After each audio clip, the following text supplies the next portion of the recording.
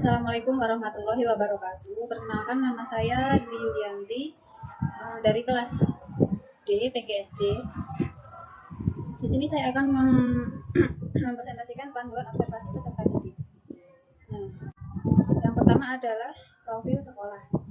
Nah, saya kebetulan melakukan PPL di SD Kanisius Kota Baru. Nah, di SD Kanisius ini merupakan salah satu satuan pendidikan dengan jenjang sekolah dasar yang berada di Jalan Abu Bakar Ali nomor 2B, Kota Baru, Kecamatan Gondokusuman, Kota Yogyakarta, Daerah Istimewa Yogyakarta. Nah, Kepala Sekolah SD Kanisius Kota Baru ini adalah Ibu Dewi Marlina Chandrawati SPD. Dalam menjalankan kegiatannya, SD Kanisius Kota Baru berada di bawah naungan Yayasan Kanisius Yogyakarta.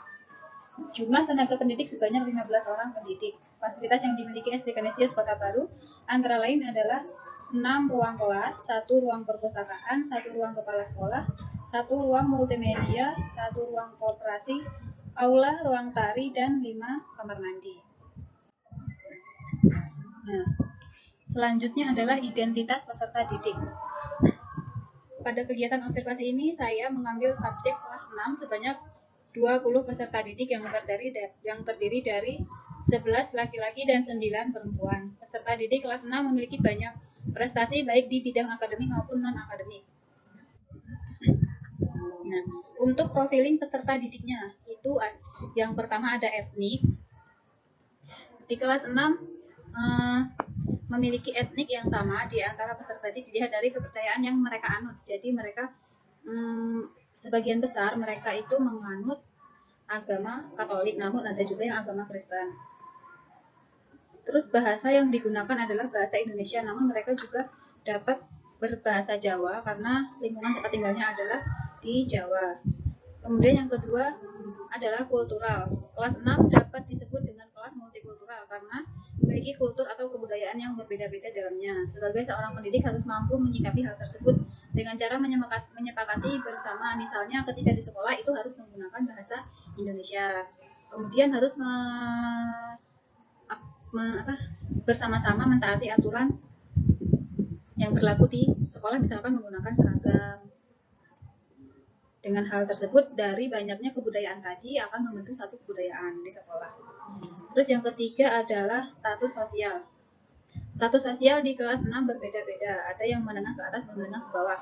Meski begitu, status sosial tersebut tidak menjadi penghambat mereka dalam belajar di kelas.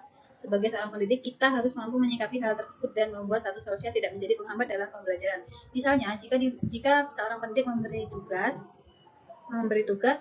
itu upayakan, misalkan memberikan tugas yang memerlukan dana. Nah, itu upayakan guru atau pendidik menentukan budget berapa yang harus dikeluarkan, dan itu budgetnya harus sama di antara semua peserta didik. Jadi tidak ada bentuk iri di antara satu sama lain. Selanjutnya adalah minat.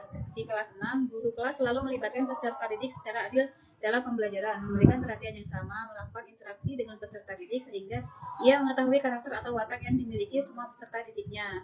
Ada yang memiliki semangat belajar tinggi, ada pula yang cepat bosan dalam belajar.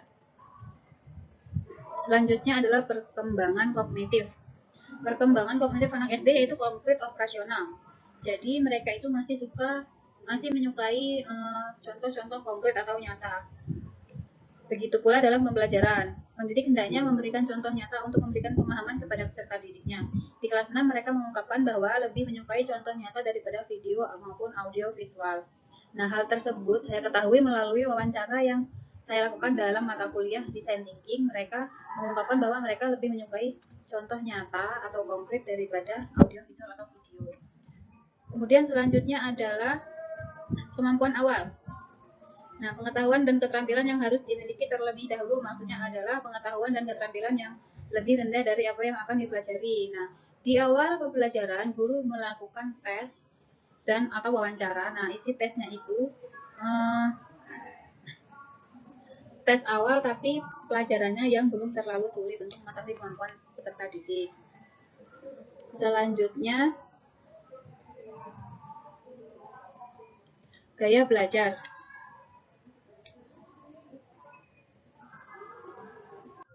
Selanjutnya adalah gaya belajar. Nah, gaya belajar di kelas 6 berbeda-beda. Ada yang lebih mudah memahami materi dengan membaca, menulis, melihat gambar, dan menghafal. Selanjutnya adalah motivasi. Motivasi di kelas 6 dibangun oleh guru kelas dan guru mapelnya. Peserta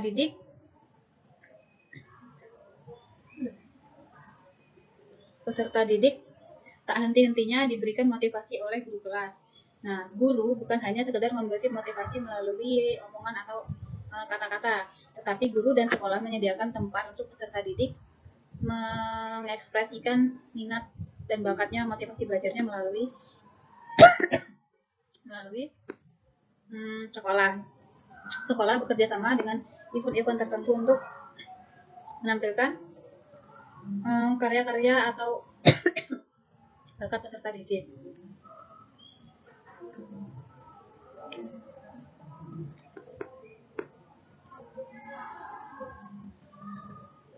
Selanjutnya adalah perkembangan sosial.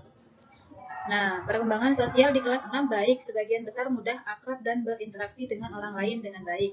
Namun sebagian lagi mereka memang membutuhkan waktu untuk dapat akrab dan berinteraksi dengan orang baru. Selanjutnya adalah perkembangan emosi.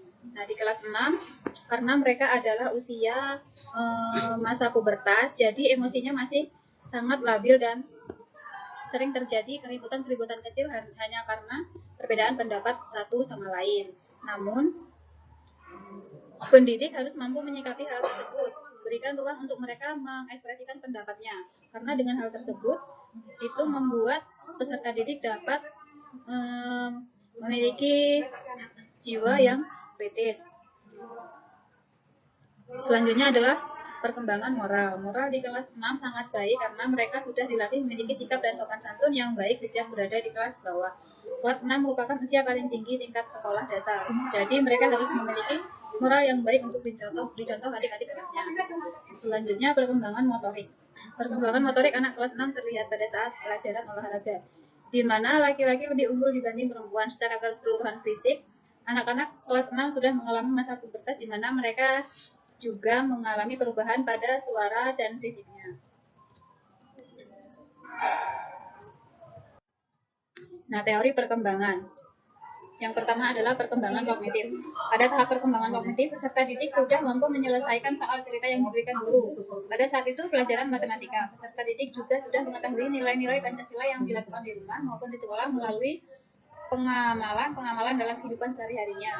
Peserta didik mampu dan berani menyampaikan pendapat atau bertanya kepada guru apabila mengalami kesulitan dalam proses pembelajaran. Yang kedua adalah perkembangan bahasa.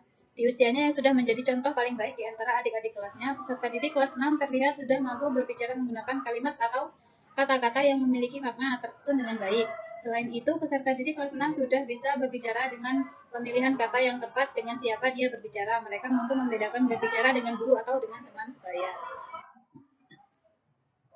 Yang ketiga adalah perkembangan sosio-emosional. Peserta didik kelas 6 sudah sangat tahu posisi atau perannya di sekolah adalah sebagai siswa paling besar yang akan menjadi contoh bagi adik-adik kelasnya. Pada satu contoh, ketika sekolah akan mengadakan upacara bendera memperingati Hari Sumpah Pemuda, tetapi pada hari sebelumnya tidak ada kelas yang melakukan latihan upacara. Secara mendadak, kelas 6 yang harus menjadi petugas dan mereka membawakan upacara dengan sangat baik meski tanpa latihan.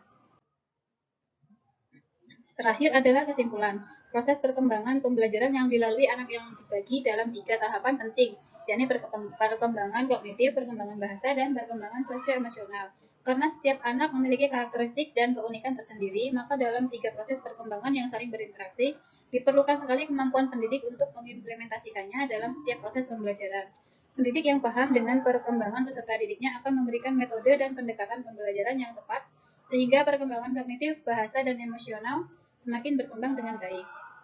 Terima kasih. Wassalamualaikum warahmatullahi wabarakatuh.